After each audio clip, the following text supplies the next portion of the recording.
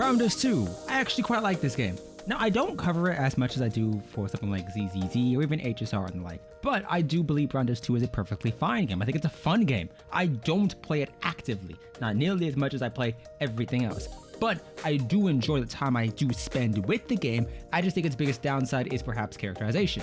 I like Rao a lot. She's very cute, and I like pretty much all the designs in the game. Even if I don't go for some of the larger or taller characters with like larger chests, I still enjoy the designs nonetheless. I think BD2 does fan service exceptionally well. I think the gameplay itself is quite interesting. Don't get me wrong, it's nothing like a game you're physically playing such as Genshin Impact or WW, and it's not turn-based like the likes of HSR or even Reverse 1999. And so if you don't, or if you do enjoy those aspects of gameplay, I can understand why you would find it boring. And I think the concept that you can auto pretty much most content, save for actual endgame content, does turn a lot of people off. But BD2 is still a great game. I do like the actual story. I do like that you can recruit individuals you find within the tavern, though I haven't been doing that lately. I do like the character packs. And the fact that stuff like Last Night and even Evo Castle got expansions over time, with Last Night being added post, I believe, Half Annie, and Evo Castle being expanded to add something similar to Simulated Universe or something similar to any RNG aspect or integrated strategies Mark Knights is quite nice. I enjoy that quite a lot. I enjoy the redesign of the menu itself, wherein now you can just click up here and just immediately go to your farming rooms. That's quite nice. It's a very streamlined experience. I think BD2, for what it has to offer and for what type of game it is, does do exceptionally well. Now, I think my biggest issue with Brown Dust 2 is the concept of team building.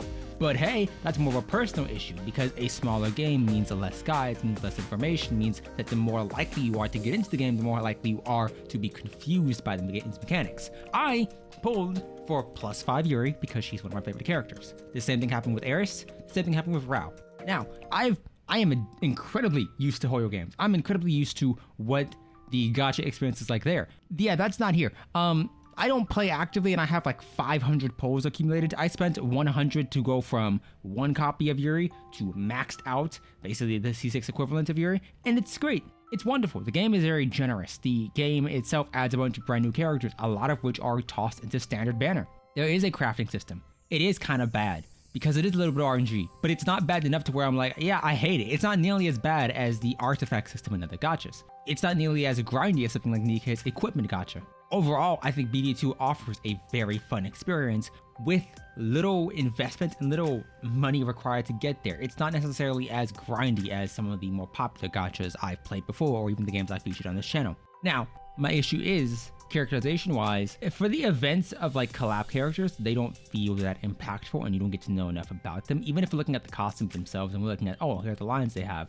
These lines don't tell you much about the individual character. The profiles, the rumors 1 and 2 are neat, they're cute, but they don't tell you anything about the individual character, or at least not enough for you to feel impacted like you know. If you don't watch Mushoku Tensei, you're not going to care as much about characters who are featured from that collab. If you don't play or get to the story packs that feature a lot of the units you like, or maybe you missed anything that might have been featured within, you don't really get to experience that. If I'm looking through the actual archives right now, through the entirety of what the game has to offer, these character packs, these ones, if for events, can't be replayed. And so you're stuck here, which is perfectly fine.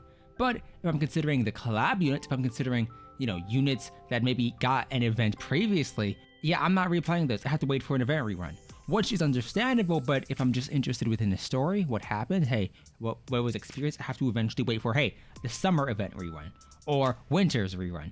And that's a bit finicky. At the same time, if you're an individual who's maybe used to something like Nikkei or Blue Archive's story, and you're interested within the character stories and relationship stories they have within that, you're not getting it here. You are getting a design, you are getting a costume system that isn't that bad. Costumes that are basically the exact same unit. You only have to level up one variation of Rao to level up all variations, and the only thing you're picking up at that point is the costume.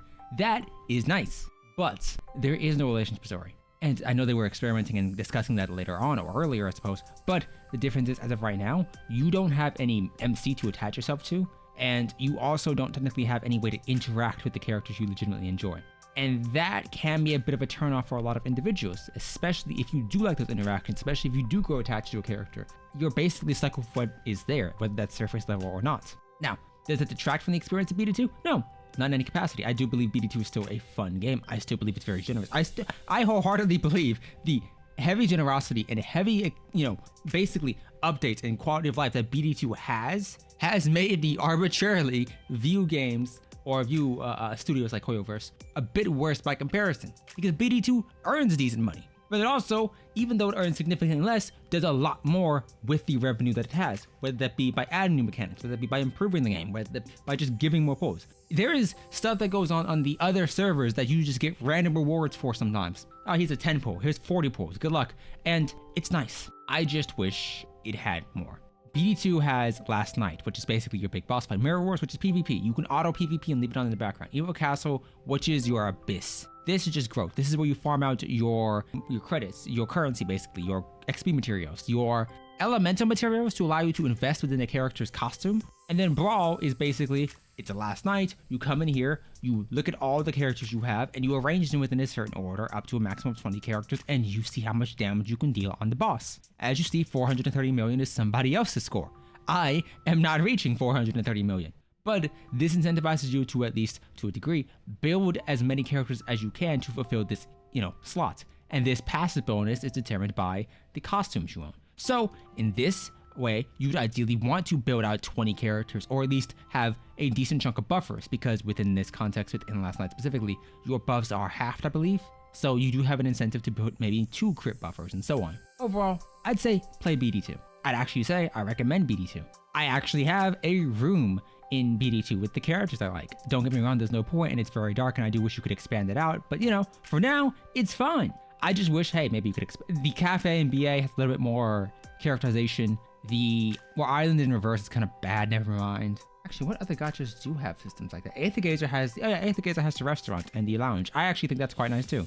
But you can see what other players have made. Is that impactful to you? Probably not. I think that if you're looking at BD2 from a whaling perspective, you get enough to where there isn't really as much of an incentive, especially I haven't even bought the campaign packs. But it's a very fun idle game because you don't have to actively play. You could just leave it on the background for 9 out of 10 things and just come back and you're done. That's your daily grind. You're looking for the equipment gacha and you're wondering, hey, what's that like maybe? Well, there's stats and you can reroll the stats. Do you need to? Not really. A lot of people crit fish. I don't like crit fishing in any game, Genshin or otherwise. So I just go for balanced crit ratios. Even my Rao, who's giving herself crit, has a decent crit ratio. My Eris is giving herself crit. That's just my personal preference. You maybe have a different one. I am not happy with the collab. I wish it was Konosuba or literally anything else. I would have accepted Eva.